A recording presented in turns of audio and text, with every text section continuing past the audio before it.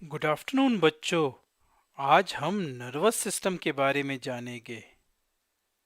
जैसा कि आप जानते ही है, देखना, सूंघना, सुनना, चखना और स्पर्श करना, ये पांचों सेंसेस हमें हमारे चारों ओर की दुनिया को महसूस करने में मदद करते हैं। इन सेंसेस के बगैर हम ये भी नहीं जान सकते कि हमारे चारों ओर क्या हो रहा है। हमारे सेंस ऑर्गन्स के द्वारा हम ये जान सकते हैं कि हमारे आसपास क्या हो रहा है और हम उस परिस्थिति के लिए अपने आप को तैयार कर पाते हैं। उदाहरण के लिए, यदि आप एक बाइक को अपनी ओर आते देखते हैं जो आपसे टकरा सकती है, तो आप तुरंत वहां से हट जाते हैं, है ना? आपके सेंस ऑर्गन्स, आंखें बाइक को देखती है, फिर आपका दिमाग समझ जाता है कि बाइक आपसे टकरा सकती है और दिमाग पैरों की मसल्स को संदेश देता है कि तुरंत वहां से हट जाया जाए। आपको महसूस हुआ और उसके अनुसार आपने कार्य किया।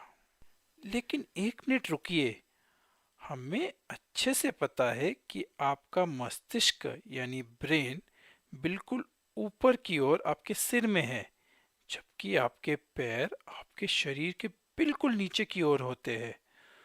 तो फिर आपका दिमाग आपके पैरों से कैसे बात करता है? ये अवश्य ही किसी माध्यम के द्वारा बातचीत करता है। आपके मस्तिष्क और पैरों के बीच के इस संबंध, या इसी तरह आपके शरीर के दूसरे भागों के बीच के इस संबंध को नर्वस सिस्टम के रूप में जाना जाता है।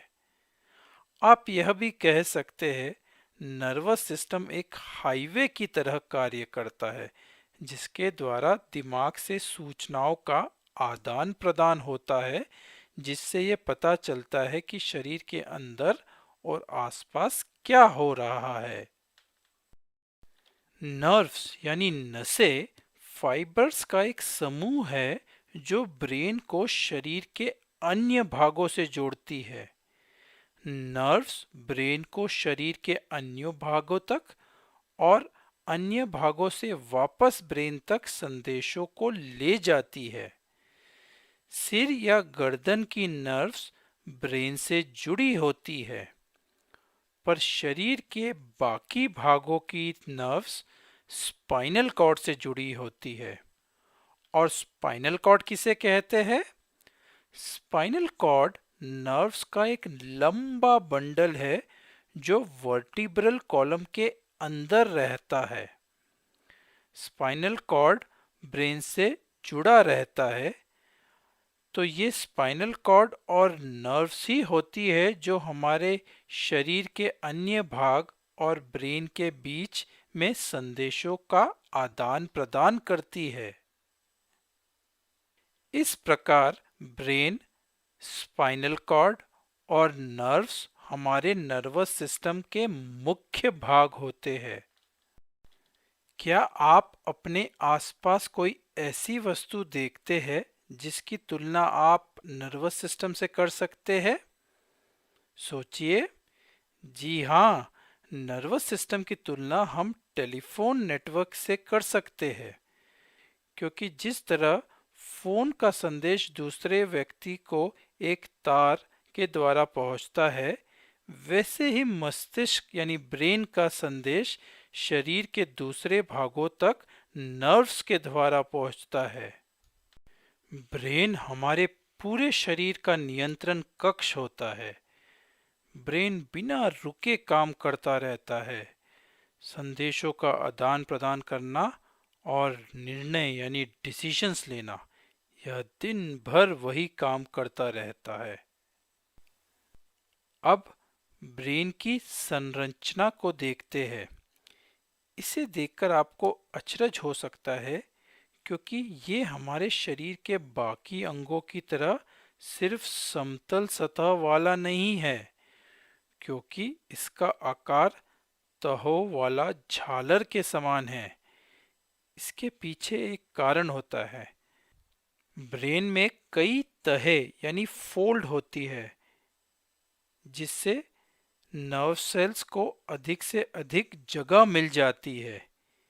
इसी कारण मनुष्य का दिमाग का एरिया बहुत बड़ा होता है, पर फिर भी वो एक छोटी सी जगह यानी हमारी खोपड़ी में फिट हो जाता है। जितने ज़्यादा नर्व सेल्स होंगे, उतना ही ज़्यादा हमारा मस्तिष्क यानी ब्रेन काम करेगा और वह उतना ही बुद्धिमान होगा। यही वो कारण है जिसकी वजह से हम मनुष्य सभी जीवों में सबसे अधिक बुद्धिमान होते हैं। ज्यादातर जानवरों में समतल, चिकना या बिना तह का ब्रेन होता है, इसलिए वह हम मनुष्यों से और दूसरे स्तनधारी जानवरों से कम बुद्धिमान होते हैं। ब्रेन एक नाजुक अंग होता है। यह खोपड़ी की हड्डियां यानी स्कल बोन्स द्वारा सुरक्षित रहता है। आप जानते हैं, हमारी खोपड़ी और ब्रेन के बीच में एक साफ तरल मौजूद रहता है, जो मस्तिष्क के लिए एक तकिए की तरह काम कर इसे भारी झटकों से बचाता है। उसी प्रकार स्पाइनल कॉर्ड की संरचना भी बहुत नाजुक होती है। यह वर्टिब्रल कॉलम यानी बैकबोन या रीढ़ की हड्डी द्वारा सुरक्षित रहता है। अब हम ये जानते हैं कि वो नर्व्स ही है जो संदेश ले जाती है, परंतु ये संदेश यानी मैसेज आपके नर्वस सिस्टम से ट्रांसमिट कैसे होते हैं, ये बहुत ही दिलचस्प होता है। ये मैसेजेस आपके ब्रेन से आपके शरीर के विभिन्न भागों तक इलेक्ट्रिसिटी द्वारा सफ़र कर पहुंचते हैं। ठीक उसी प्रकार जैसे कि केबल टेलीविज़न के सिग्नल्स केबल कंपनी से सफ़र कर आपके घर तक पहुंचते हैं। क्या सभी नर्व्स एक समान होती है?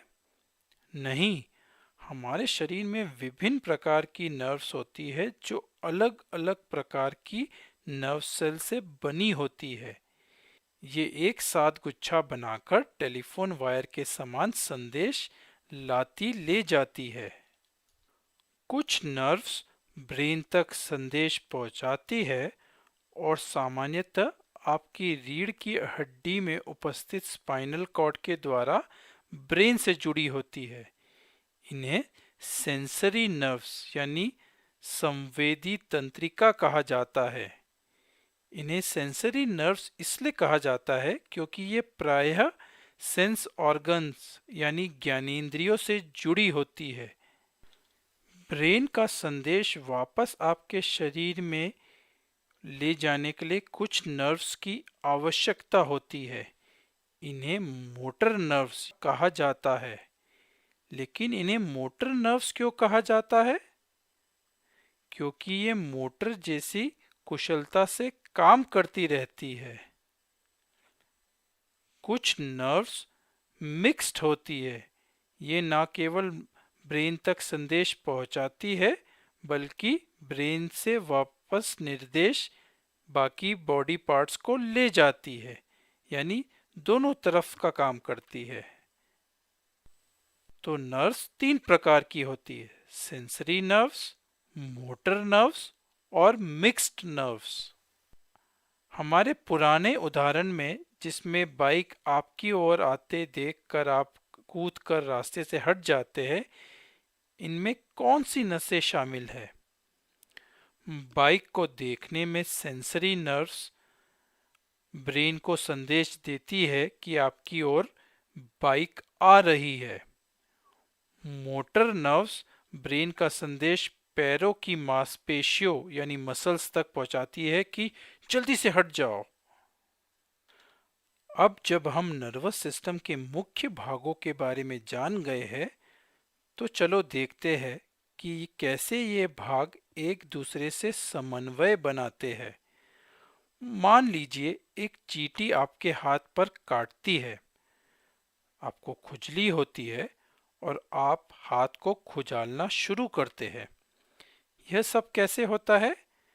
हमारी त्वचा खुजली को महसूस करती है और नसें एक इलेक्ट्रिक संदेश स्पाइनल कॉर्ड को देती है जो इसे ब्रेन को भेजती है। ब्रेन इस संदेश को समझकर इसकी प्रतिक्रिया भेजता है। यह प्रतिक्रिया स्पाइनल कॉर्ड को मिलती है। नसें इस संदेश को स्पाइनल कॉर्ड से हाथ की मांसपेशियों तक पहुंचाती है। जब यह संदेश हाथ तक पहुंचता है, हमारी मांसपेशियां यानी मसल्स इस संदेश का पालन करके जो कहा गया वो करती है, यानी खुजालना। तो हमने देखा कि सामान्यतः ब्रेन ही प्रतिक्रिया भेजता है, परंतु कभी-कभी प्रतिक्रिया बहुत जल्दी चाहिए होती है, जहां हम सोचने में समय नहीं गवा सकते। इन्हें इमरजेंसी एक्शंस यानी आपातकालीन कार्यवाही कहा जाता है। क्या ऐसे समय ब्रेन को शामिल करना जरूरी होता है? नहीं, यह हम उससे बिना पूछे भी कर सकते हैं। इन्हें रिफ्लेक्स एक्शंस कहा जाता है। रिफ्लेक्स एक अनैच्छिक या अपने आप होने वाली क्रिया है जो आपका शरीर किसी चीज की प्रतिक्रिया के रूप में करता है, और वह भी आप इसके बारे में सोचे उससे पहले ही। रिफ्लेक्सेस या सजगता हमारे शरीर की उन बातों से रक्षा करती है जो इसे नुकसान पहुंचा सकती है। उदाहरण के लिए, यदि गलती से आपका हाथ जलती हुई मोमबत्ती पर रखा जाता है, तो रिफ्लेक्स की वजह से मस्तिष्क तक संदेश पहुंचने से पहले ही तुरंत आपका हाथ वहां से हट जाता है। यह स्पाइनल कॉर्ड होती है जो मांसपेशियों को हाथ को दूर हटाने के लिए निर्देश देती है। ये इमरजेंसी एक्शंस स्पाइनल कॉर्ड के द्वारा समय बचाने के लिए की जाती है। तो संक्षेप में, रिफ्लेक्सेस या सजगता ब्रेन की जगह सीधे स्पाइनल कॉर्ड द्वारा की जाती है, जो किसी भी खतरे के समय तुरंत कार्यवाही करने को आदेश देता है, और हम यह सोचने में समय बर्बाद नहीं करते कि क्या करना चाहिए। क्या नर्वस सिस्टम की तुलना किसी और वस्तु से की जा सकती है? हाँ, हम इसकी तुलना कंप्यूटर से कुछ हद तक कर सकते हैं। नर्वस सिस्टम कंप्यूटर की तरह ही है, क्योंकि दोनों ही संदेश भेजने के लिए विद्युत तरंगों का इस्तेमाल करते हैं, यानी इलेक्ट्रिसिटी का। दोनों के पास ही याद रखने की क्षमता है, यानी स्टोर करने की क्षमता है, जो बढ़ सकती है। दोनों ही ग्रहण करके सीखते हैं। लेकिन सबसे महत्वपूर्ण और अनोखी बात यह है कि मानव मस्तिष्क कंप्यूटर की अपेक्षा कहीं ज्यादा बुद्धिमान है। यह आपको बोलने, खेलने, संगीत सुनने, कल्पना करने और अलग अलग बातें सीखने के लिए सक्षम बनाता है ना अद्भुत? तो संक्षेप में, ब्रेन, स्पाइनल कॉर्ड और नर्वस सिस्टम के मुख्य अंग है। नर्वस सिस्टम हमारी सारी गतिविधियों को नियंत्रित करता है, जैसे कि सोचना, निर्णय लेना, याद रखना, सीखना। स्वैच्छिक गतिविधियां, यानी जो हमारे नियंत्रण में होती है, जैसे मसल्स का संचालन।